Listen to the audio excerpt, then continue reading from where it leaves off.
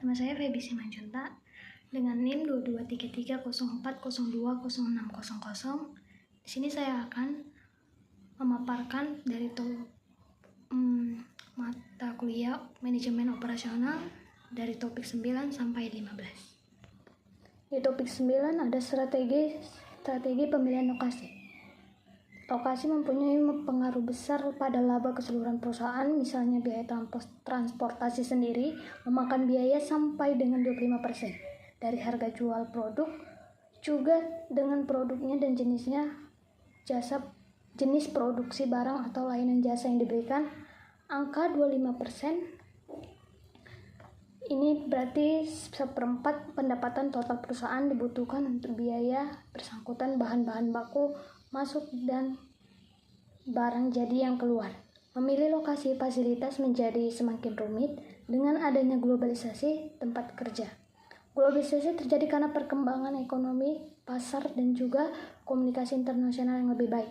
Perjalanan atau udara, laut, darat, dan pengangkutan barang yang lebih cepat serta lebih dapat diandalkan. Semakin mudahnya arus kas antar negara dan perbedaan biaya tenaga kerja yang tinggi. Selanjutnya di topik 10 ada strategi barang dan jasa. Analisis lingkungan dapat dibedakan atas 2 bagian, yaitu yang pertama ada analisis lingkungan eksternal dan analisis lingkungan internal. Perumusan strategi perusahaan ada juga 4. Yang pertama ada misi, tujuan, strategi, kebijakan. Implementasi strategi adalah proses di mana manajemen mewujudkan strategi dan kebijakannya dalam tindakan melalui pengembangan program, anggaran, dan prosedur. Selanjutnya di topik 11 ada quality management. Dalam quality vocabulary, kualitas didefinisikan sebagai totalitas dari karakteristik suatu produk yang menunjang kemampuannya untuk memuaskan kebutuhan yang dispesifikasikan atau ditetapkan. Kualitas seringkali diartikan sebagai kepuasan pelanggan atau customer satisfaction, atau kesesuaian terhadap kebutuhan atau persyaratan. Ada beberapa elemen bahwa sesuatu dikatakan berkualitas, yaitu yang pertama ada kualitas meliputi usaha, memenuhi atau melebihi harapan pelanggan. Yang kedua ada kualitas mencakup produk, jasa, manusia, proses, dan lingkungan.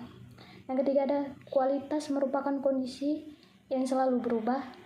Yang keempat ada kualitas merupakan suatu kondisi dinamis yang berhubungan dengan produk, jasa, manusia, proses, dan lingkungan yang memenuhi atau melebihi harapan. Kualitas merupakan elemen yang penting dalam operasi. Ada 3 alasan kualitas itu penting. Yang pertama ada reputasi perusahaan, yang kedua ada keandalan produk, yang ketiga adalah keterlibatan global.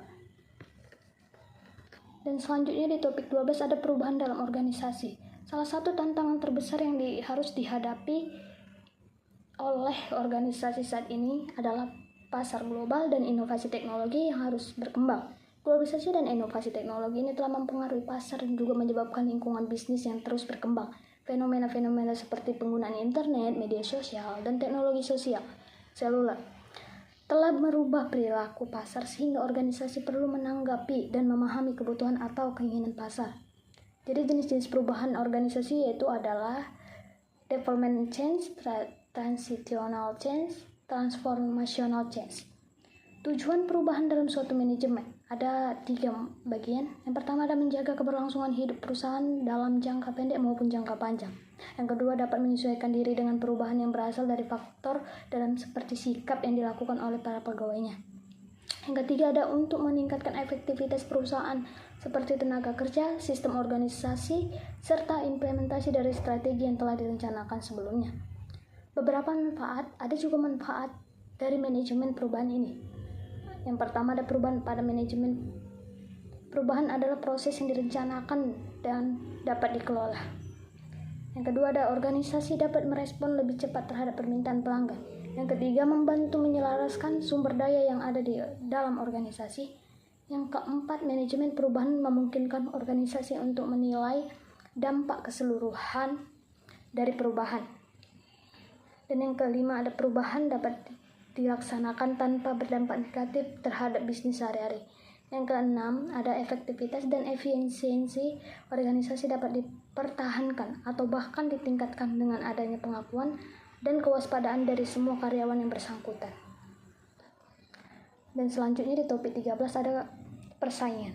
Persaingan adalah proses yang melibatkan suatu individu atau kelompok yang saling berbuat sesuatu untuk mendapatkan keuntungan pangsa pasar dan jumlah penjualan. Para penjualan biasanya berusaha mengungguli persaingan yang membedakan harga produk, distribusi, dan promosi. Dan dalam dunia bisnis ada 4 persaingan yang akan kita hadapi. Yang pertama ada persaingan generik, yang kedua ada persaingan bentuk, yang ketiga ada persaingan industri, dan yang keempat persaingan merek.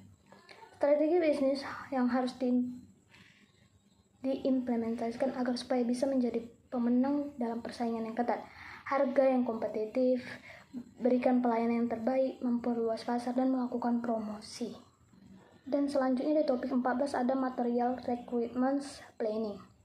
Jadi MRP atau disebut MRP. MRP merupakan sebuah kebutuhan apabila perusahaan baik produk maupun jasa ingin operasionalnya lebih efisien.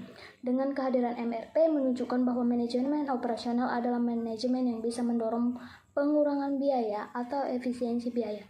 Pada pertemuan berikutnya kita akan kembali melanjutkan input MRP setelah Bill of Materials. Jadi di topik terakhir ada Material Requirement Planning 2.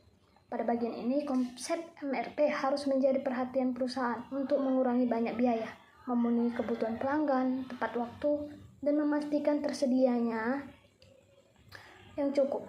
Dengan berakhirnya materi ini, maka materi manajemen operasional dengan adanya 15 topik sampai dari 9 ke 15. Terima kasih.